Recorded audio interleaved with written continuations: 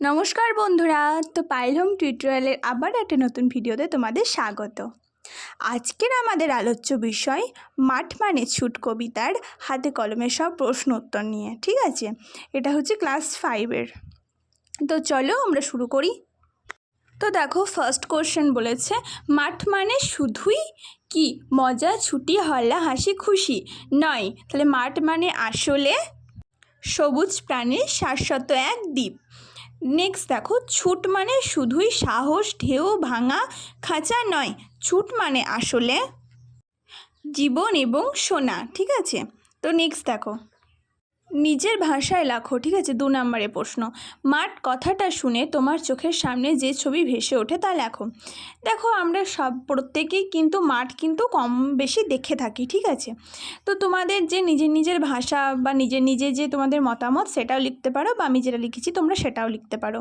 আমি দেখো লিখেছি, মাঠ কথাটা শুনলে আমাদের চোখে ভেসে ওঠে সবুজ প্রাণীর শাশ্বত এক দ্বীপের কথা, যেখানে স্কুল শেষে আমি বন্ধুদের সঙ্গে খেলতে ছুটে যেতে চাই।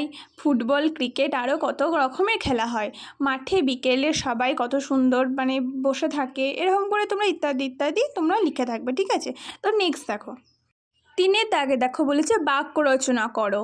ছুটি, বাঁশি, বাজনা, ছুটন্ত দ্বীপ, এই শব্দগুলো দিয়ে তোমাদেরকে একটা বাক্য রচনা করতে হবে। তো চলো দেখা যাক। ছুটি, দেখো আজ রবিবার ছুটির দিন, এবার তোমরা নিজেদের মতো বলতে পারো। বাঁশি, বাঁশির সুর আমার খুব ভালো লাগে। বাজনা, দূরে শোনা যাচ্ছে ঢাকের বাজনা। ছুটন্ত, ছুটন্ত ঘোড়াটির দিকে এগিয়ে গেল অনেক। ঠিক আছে, দেখো দ্বীপ, মন্দিরের সন্ধ্যায় পুরোহিত দ্বীপ জ্বালে। তো নেক্সটে দেখো কি বলেছে ক্রিয়াটি বেছে নিয়ে আলাদা করে রাখো।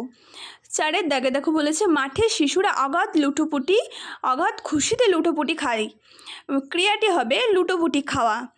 ছুট মানে বুঝতে গেলে ছুটতে হবে, তাহলে ছুট মানে বুঝতে গেলে কী করতে হবে, ছুটতে হবে, তাহলে ছুটতে হবে, এটা হলো ক্রিয়া। ঠিক আছে, আর কিছু বলবো না, তাহলে আর কিছু বলবো না, তাহলে বলবো তলায় দাগ। ঠিক আছে, তো নেক্সট দেখো, ছুটি সমুদ্রের ঢেউকে ডেকে আনে, তাহলে ডেকে আনে তলায় দাগ।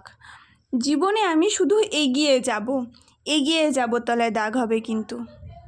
নেক্সট দেখো বলেছে অর্থ লেখো। অথই, হল্লা, নিকেল, আগল আর পোক্ত। অথই দিয়ে দেখো তল নেই এমন। ঠিক আছে, হল্লা মানে হলো হইচই। নিকেল মানে হলো ধাতুর প্রলেপ। আর পোক্ত মানে হলো মজবুত। নেক্সট দেখো 7 দাগের বলেছে সমার্থক শব্দ লেখো। বলেছে দেখো দিন, পা, সমুদ্র, ঘুম, শক্ত। দিন হচ্ছে দিবস বা দিবা। পা হচ্ছে পদ বা চরণ। ঠিক আছে, সমুদ্র হচ্ছে সাগর বা সিন্ধু। ঘুম হলো নিদ্রা বা তন্দ্রা। আর শক্ত হচ্ছে কঠিন বা দৃঢ়। ঠিক আছে, তাহলে নেক্সট দেখো, বিশেষণ আলাদা করে লেখো। বলেছে হারানো বাঁশি, শাশ্বত দ্বীপ, পোক্ত ভাষা, ভাঙা খাঁচা, সবুজ সমুদ্র। চলো দেখি এর অ্যান্সারগুলো কী হবে। বিশেষ্য পদ হবে দেখো বাঁশি, দ্বীপ, ভাষা, খাঁচা, সমুদ্র। আর বিশেষণ হবে হারানো, শাশ্বত, পোক্ত, ভাঙা, সবুজ। 9 দাগে দেখো কোনটি বেমানান তার নিচে দাগ দাও।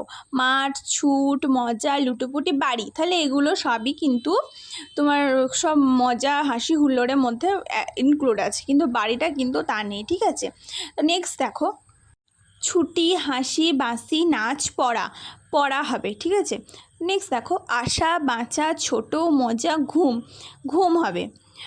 পাখি, মাঠ, আকাশ, গাছ, সমুদ্র হবে গাছ। ঠিক আছে, দেখো বলেছে নিচের বর্ণগুলিকে সাজিয়ে শব্দ তৈরি করো। তো দেখো অ্যান্সারে আসছি আমরা একবারে ডিরেক্ট। তো ফার্স্ট হবে লুটোপুটি, তারপরটা হবে সমুদ্র, নেক্সট হবে ফুটন্ত, তারপর হবে শাশ্বত, তারপর হবে আগল। ঠিক আছে, 11 দাগে দেখো এলোমেলো শব্দগুলিকে সাজিয়ে বাক্য গঠন করো। কি মানে পাখির ছোট্ট ভাঙা আগল খাঁচা ছুট। অ্যান্সার কি হবে আমরা সবাই জানি, ছুট মানে কি ছোট্ট পাখির আগল ভাঙা খাঁচা। ঠিক আছে, চলো এবার নেক্সটগুলো দেখি আমরা। নেক্সট বলেছে দেখো ছুট মানে কি, ছুটেই দেখো আর কিছু বলবো না। তারপরে মাঠ মানে তো সবুজ প্রাণীর শাশ্বত এক দ্বীপ। নেক্সট দেখো, মাঠ মানে কি? ঘুম তাড়ানো, মন হারানো বাসি। নেক্সট দেখো কি বলেছে, মাঠ মানে কি মজায় শুধু, মাঠ মানে কি ছুটি। ঠিক আছে। 12 দাগের বলেছে দেখো, একই অর্থের অন্য শব্দ পাঠ থেকে খুঁজে নিয়ে লেখো। আনন্দ, গড়াগড়ি, খাওয়া, চিৎকার, চেঁচামেচি, বংশী, চিরদিনের, বাঁধন আর পিঞ্জর। তাহলে আনন্দ দেখো, আনন্দ হবে মজা, গড়াগড়ি খাওয়া হবে লুটোপুটি, চিৎকার হবে চেঁচামেচি, হল্লা হলো এই চিৎকার হলো চেঁচামেচি হল্লা, বংশী হলো বাঁশি, চিরদিনের হলো শাশ্বত, বাঁধন হলো আগল, আর পিঞ্জল হলো খাঁচা। ঠিক আছে। নেক্সট দেখো, এক কথায় প্রকাশ করো। যা ছুটে চলেছে তা হলো ছুটন্ত, যা ফুটছে তা হলো ফুটন্ত, যে ঘুমিয়ে আছে সে হলো ঘুমন্ত, যে নেচে চলেছে সে হলো নৃত্যরত। দেখো এখানে যে ঘুমিয়ে আছে এটা একটু টাইপিং মিস্টেক হয়েছে, তোমরা একটু ম্যানেজ করে নিও। ঠিক আছে। তো দেখো 14 থেকে প্রশ্ন কি বলেছে, শব্দ যুগলের অর্থ পার্থক্য দেখাও।